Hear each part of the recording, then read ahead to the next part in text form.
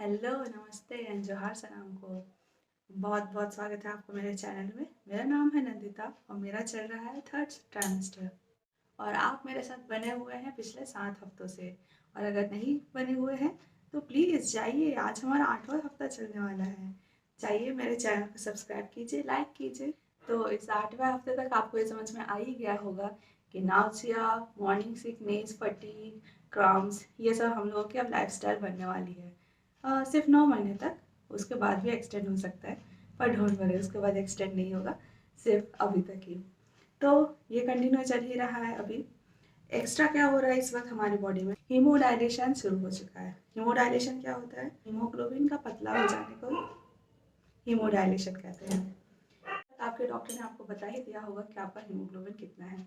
अगर ज़्यादा है तो ठीक है, 11 तक नॉर्मली, 11 के ऊपर उसे नॉर्मल कहा जाता है, पर अगर 10 भी है तो भी नॉर्मली कंसिडर कर सकते हैं। अगर उसके नीचे है तो फिर आपको इसका इलाज करवाना पड़ेगा, क्योंकि हीमोग्लोबिन ज़्यादा पतला हो जाने से बेबी के ब्रेन में बहुत इफेक्ट करता है। तो अपने हीमोग्लोबिन का ख्याल रखिए। सेकेंड थिंग, आपको बॉडी को हाइड्रेटेड रखना है। हाइड्रेटेड के लिए मैं हर बार कहती हूँ पानी पीना ज़रूरी है, पर इस वीक क्या होने वाला है, इस वीक आपका यूरिनरी ट्रैक इन्फेक्शन होने वाला है। इसका मतलब होता है कि आपका यूरिनरी एरिया में इन्फेक्शन, इचिंग, खुजली, वेटनेस होने वाली है। फ्रिक्वेंट यूरिनेशन की वजह से हम लोग इधर उधर यूरिनेट करते हैं, जिसके वजह से हमें इन्फेक्शन हो जाता है। तो मोस्ट प्रोबेबली इस टाइम पे यूरिन इन्फेक्शन बहुत ज़्यादा होता है। उसमें ईचिंग, स्वेलिंग या ब्लीडिंग भी लगे तो भी आपको डॉक्टर से कंसल्ट करना ही है। उसके अलावा प्रोजेस्टेरॉन हार्मोन की वजह से बॉडी का टेम्परेचर थोड़ा सा बड़ा बड़ा सा रहता है। मतलब हम लोग पकड़ के देखेंगे अपने बदन को तो फिर गर्म ही लगता है, गर्म महसूस होता है, पर एक्चुअली वो नॉर्मल ही है, ज़्यादा गर्म होने से। किंतु आप डॉक्टर कंसल्ट कीजिए। और अगर लाइट गर्म है तो फिर वो नॉर्मल है। ब्रेस्ट साइज इस वक्त इंक्रीज होना स्टार्ट हो चुका है, पिछले वीक से ही स्टार्ट हो चुका है, पर अगर नहीं हुआ था पिछले वीक तक तो इस वीक से डेफिनेटली वो इनलार्ज होना शुरू हो गया है। तो अगर अभी तक आपने सपोर्टिव ब्रास नहीं खरीदे हैं तो फिर अब आप खरीद लीजिए या फिर ऑर्डर कर दीजिए, उसके आते आते आपका बड़ा हो ही जाएगा। उसके अलावा हम लोगों को जो फैटिक रहता है, हम लोग हमेशा थके हुए रहते हैं, उस वजह से हम लोग टाइट क्लोथ्स नहीं पहन सकते। तो ये आपको कोई रिकमेंड नहीं करेगा कि आपको इस टाइम पे लूज क्लोथ पहनना चाहिए। एक्चुअली आपकी बॉडी खुद ही डिमांड करने लगेगी कि मुझे अब जीन्स नहीं पहनना, अब मुझे टाइट फिटिंग ड्रेसेस नहीं पहनने हैं।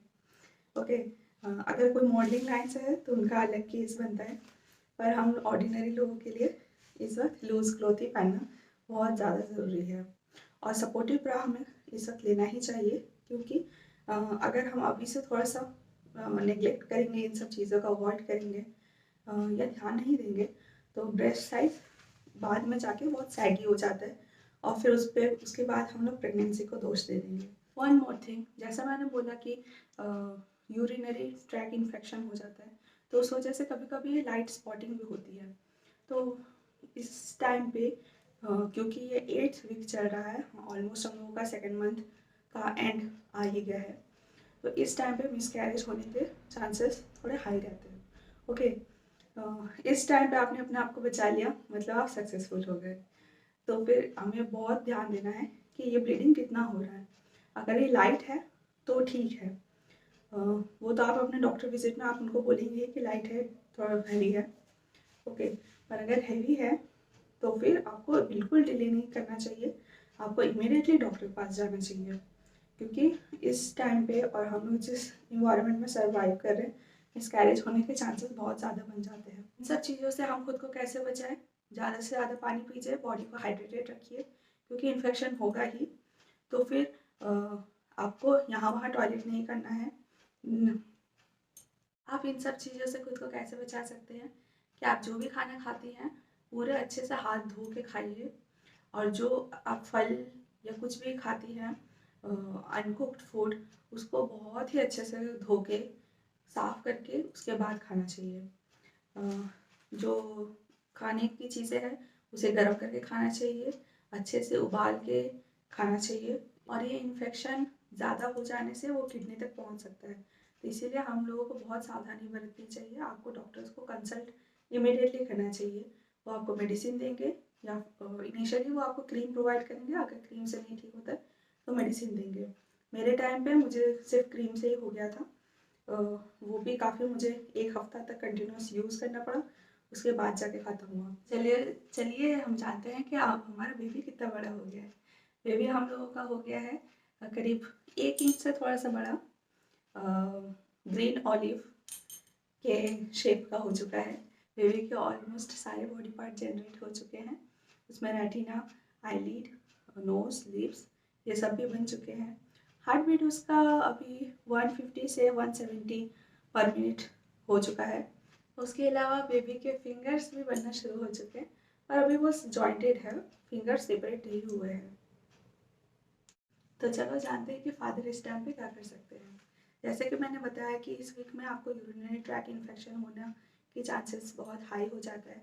तो फिर फादर हम लोगों की मम्मी का ऐसे ध्यान रखे कि पानी वो हमेशा बॉयल ही पिए, बॉयल ठंडा करके, बॉइलिंग वाटर नहीं पीना, ल्यूक वार्म वाटर पीना है। और वो हमेशा ख्याल रखे कि मदर हर खाना अच्छे से धो के, हर अनकुक्ड खाना अच्छे से धो के खाए और हर खाना प्रॉपरली कुक्ड होना चाहिए। उसके अलावा अगर आपके घर में कोई पेट है, कैट, डॉग या बर्ड्स कुछ भी है, तो फिर आपको डैडी को ही उसका ख्याल रखना चाहिए। मदर को अभी कुछ टाइम के लिए, क्योंकि अभी इस वक्त इन्फेक्शन होने के चांसेस बहुत हाई हो जाते हैं, बॉडी इम्यूनिटी थोड़ी सी लो रहती है, ऐसे भी मदर का बॉडी फीवरिश रहता है, उन्हें कुछ अच्छा नहीं लगता।